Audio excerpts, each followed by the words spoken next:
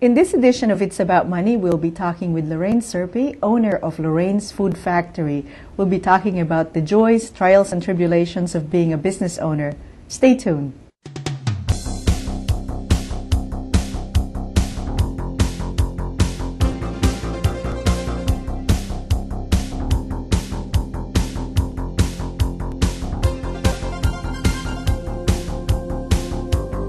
Hello and welcome to another edition of It's About Money. I'm Nannette Nocon and thank you for joining us.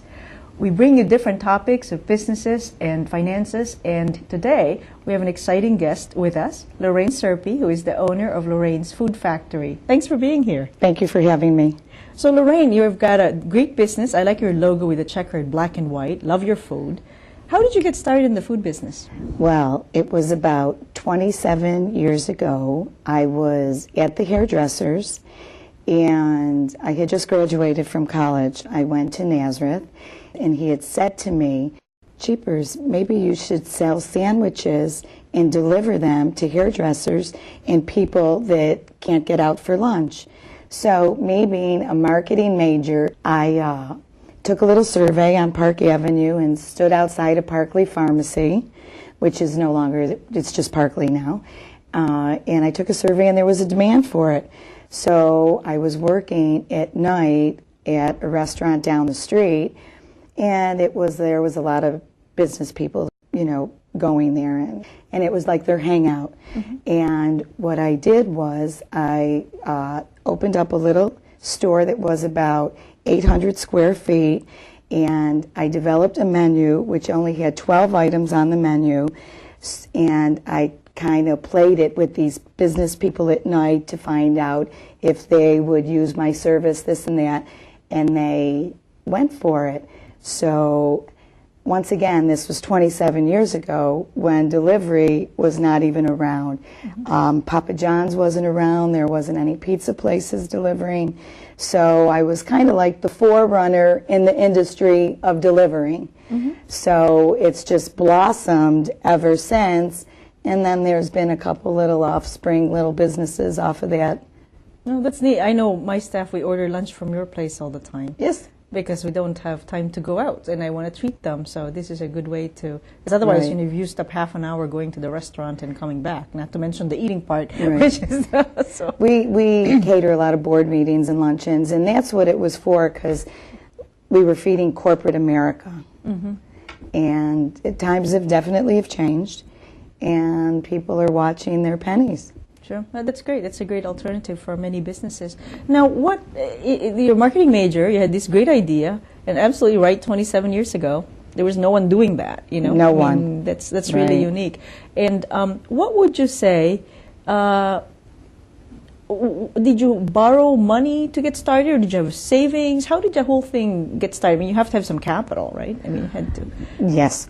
I worked all during college when I was at Nazareth. So I had saved $2,000, and what I did was I took that $2,000 and went to the bank and said, "Here's my $2,000. I want a loan against my $2,000 so to establish some credit." Mm-hmm. So that's how I got started, and I used that $2,000 that I had saved to buy a slicer, to buy a sink, and I would work at night at this place that was called the Park Avenue Pub. It's still there now. And I would buy my wares for that day in the morning, go to the little store, make them, wait for the phone to ring, make them up, and then deliver them. I see. And then you worked at night. And then I worked at night, correct. Wow. That's what you have to do when you have a small business. And you're starting out. Right, so you have to find different means to bring the cash flow while you're building your business. Correct. What would you say was the biggest challenge when you were getting started? The biggest challenge there was a lot of people that were very negative towards me. There was a lot of people that, "Oh, you're not going to make it. Oh, that's a crazy idea." And I have to tell you, those people empowered me. Mm-hmm. The more that they said, "You can't," the more I fought. And here I am 27 years later, still fighting it out. That's funny you say that, because people were discouraging me, because I used to be a dietitian and then I became a financial advisor.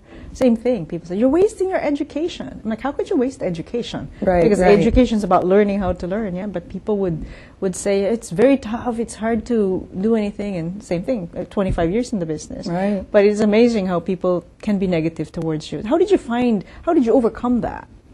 I mean, because that could bring you down. People are negative. It did bring me down a little bit, but I just fought my way through it. And once again, I was 22 years old when I started. So I had a lot of energy, a lot of willpower, a lot of stamina, and I just fought my way through it. Mm-hmm. And then how long were you at the Park Avenue place before you decided to move to another location and expand? I was at the Park Avenue location about 8 years, and then we had decided to move into a larger location on South Clinton.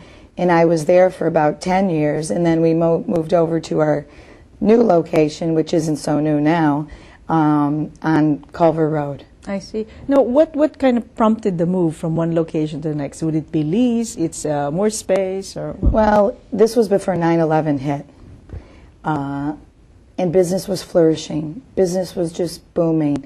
My entertainment business was flourishing, and we were running out of space.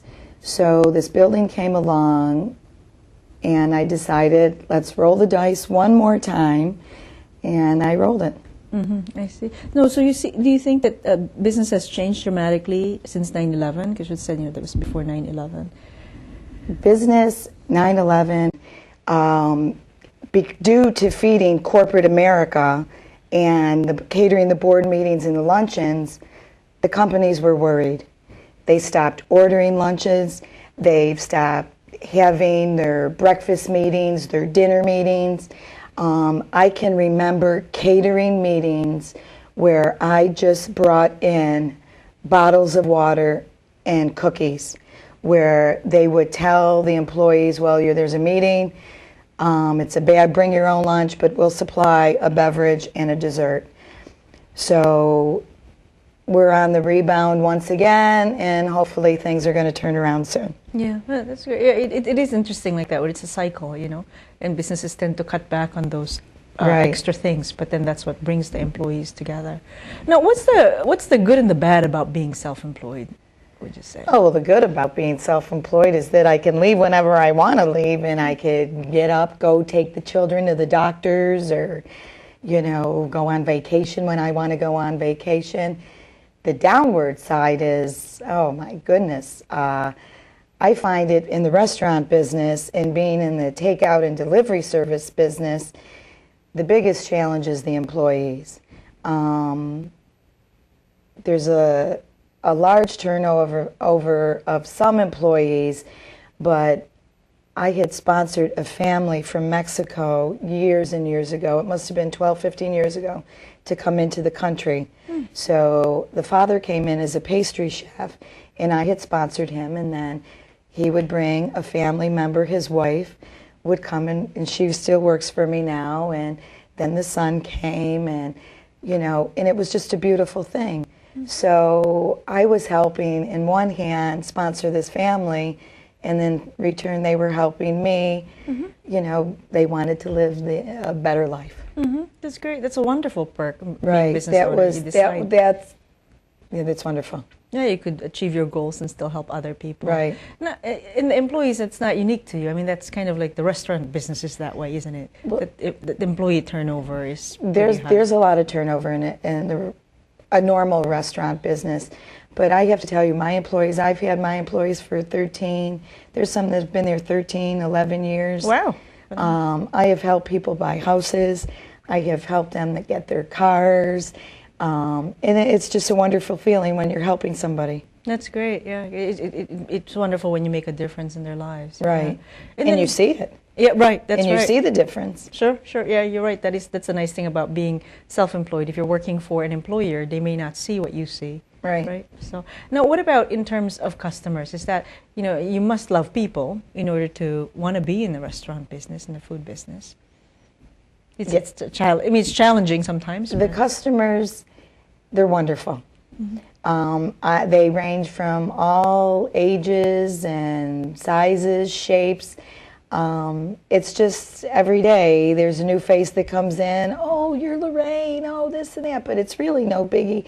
It's just serving a good product, and they like it. And being friendly. Actually, last time we were there, it was pretty neat. There's a couple sitting next table over, and they got some fries, and they said, "Would you like some of our French fries?"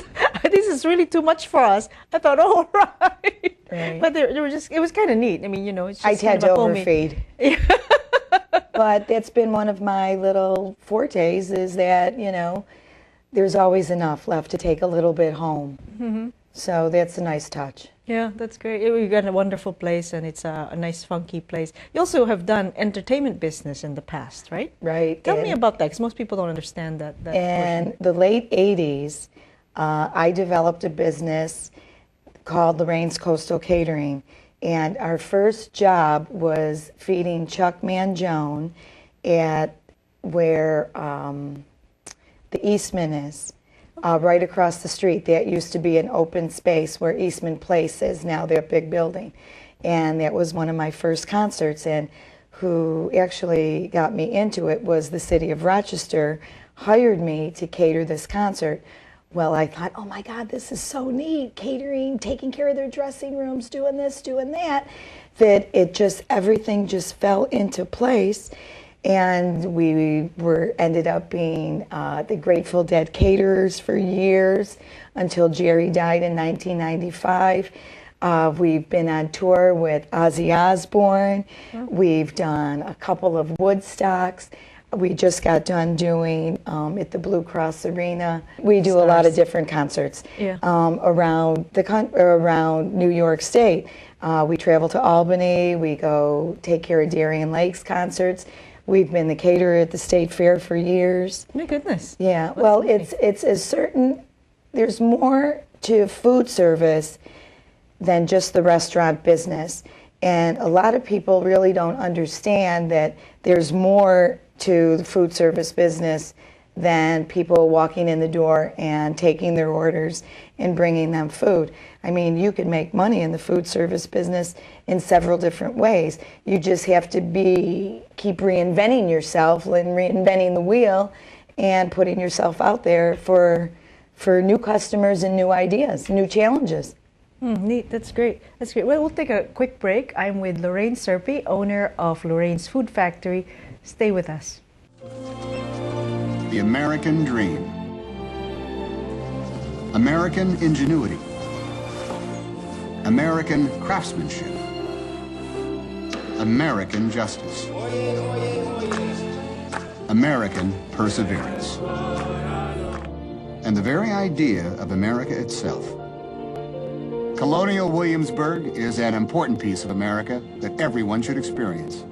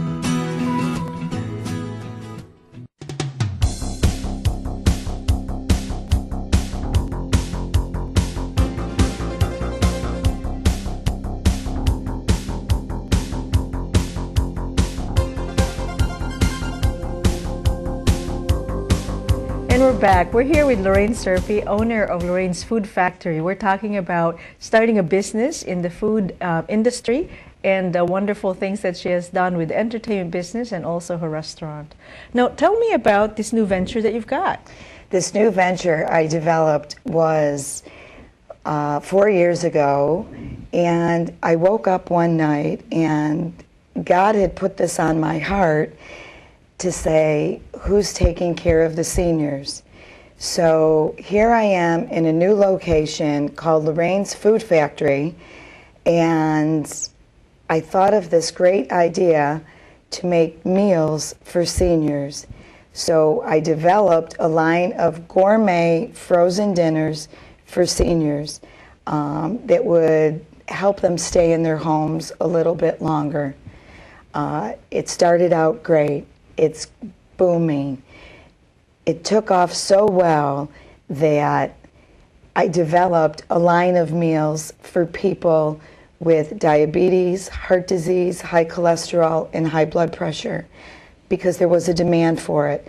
The seniors, you know, they have some other challenges in life, and I hired a nutritionist, and what she did is she put together a list of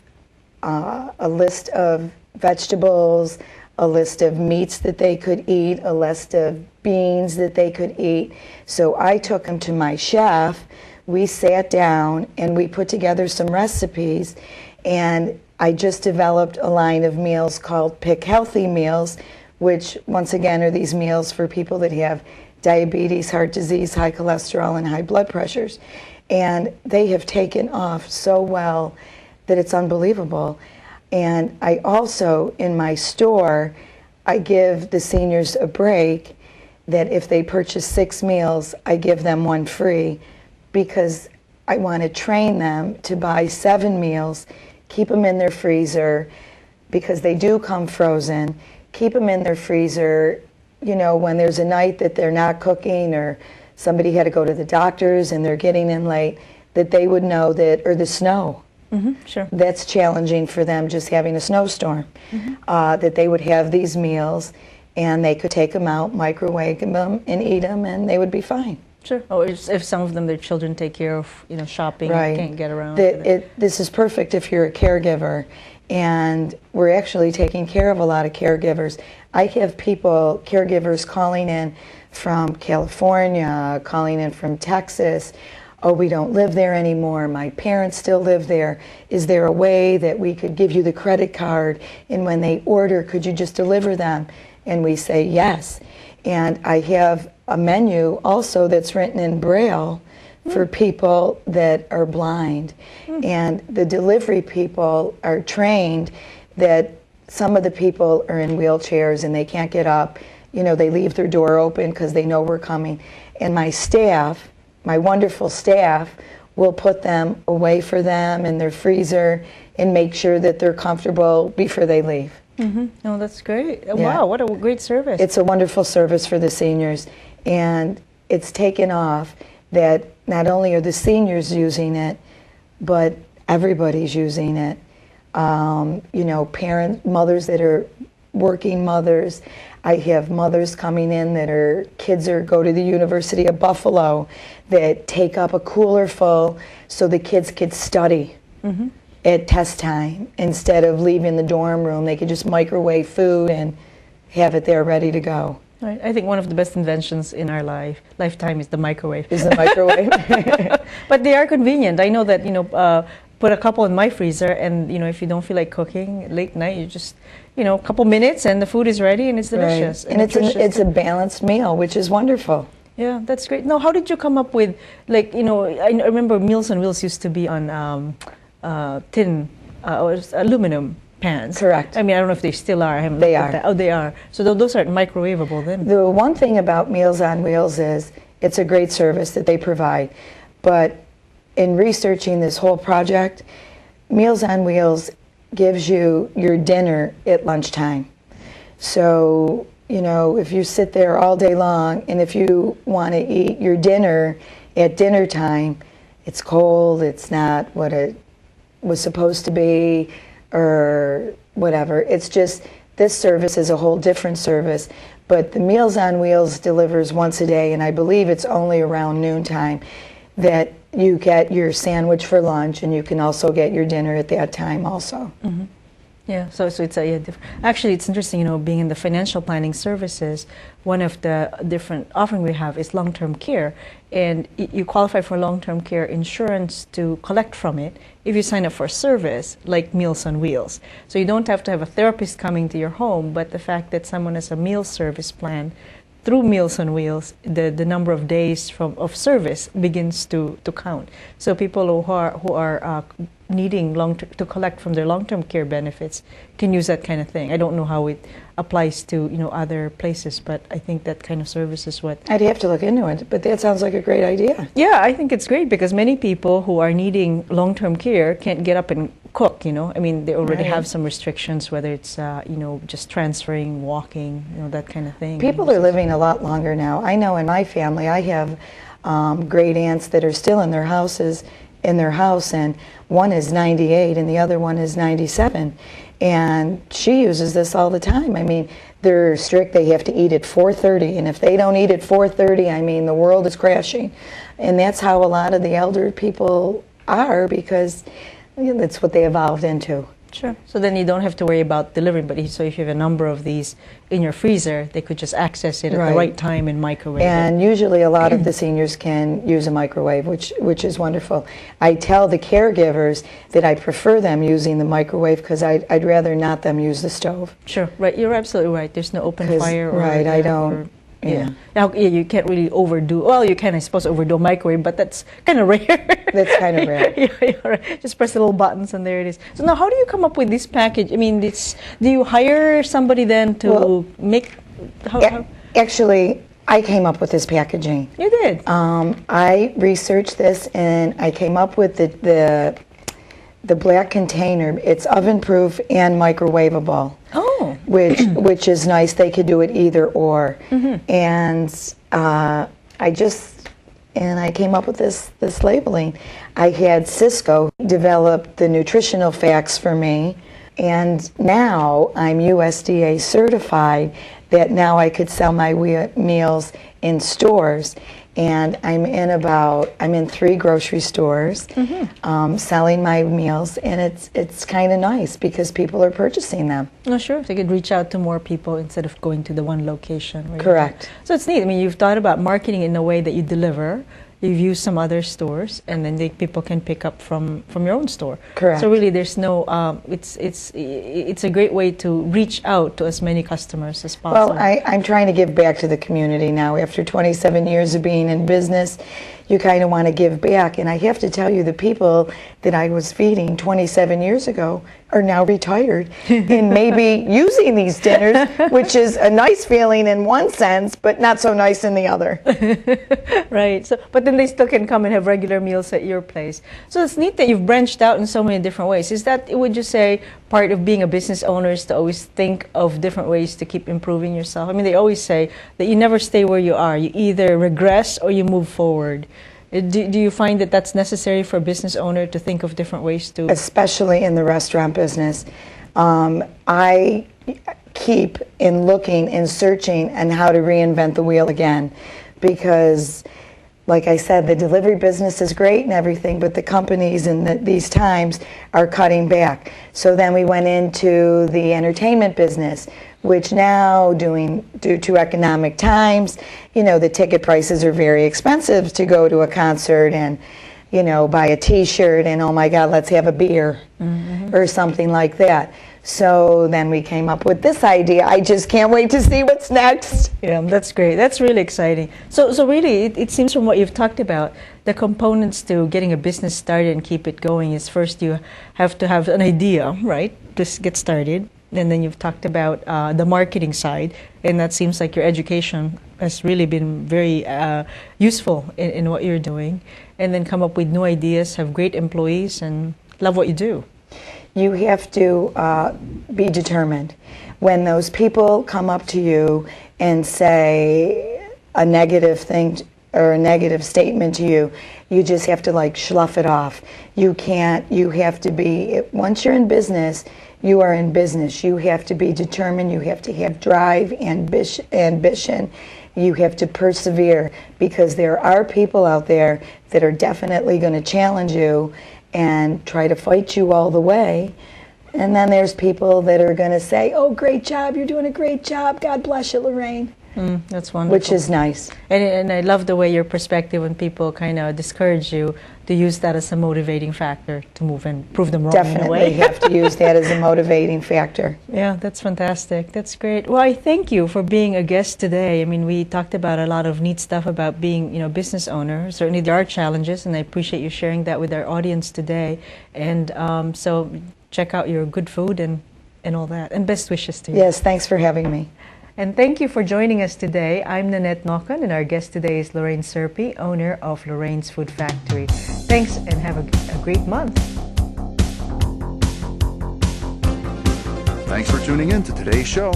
If you have any questions for It's About Money, please email Nannette at nnocon@aol.com.